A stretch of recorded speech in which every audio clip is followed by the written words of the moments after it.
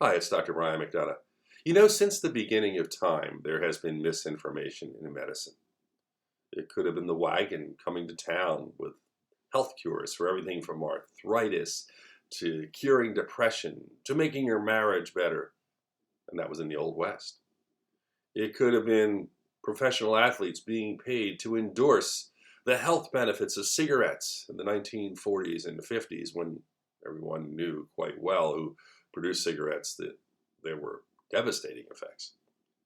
We've had that, and we've had it for quite some time. But I am concerned about our present state and going forward.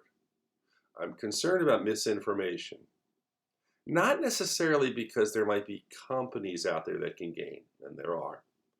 Not necessarily because there are politicians who can gain, and there are.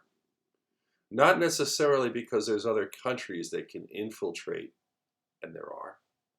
What I'm concerned about is that anyone, anywhere, with any particular interest can now spread misinformation and have a platform.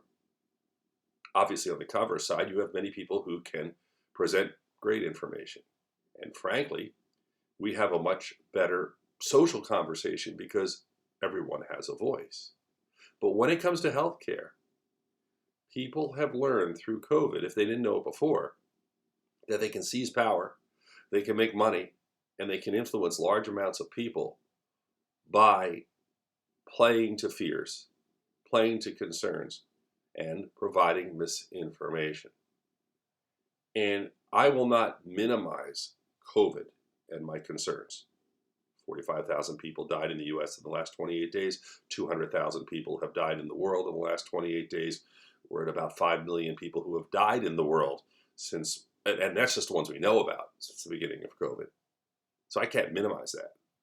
But I will tell you, if you ask me what keeps me up at night worrying, it's the misinformation and the damage that can be done throughout healthcare and frankly throughout society.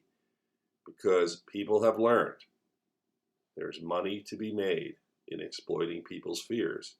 There's power to be gained in exploiting people's fears.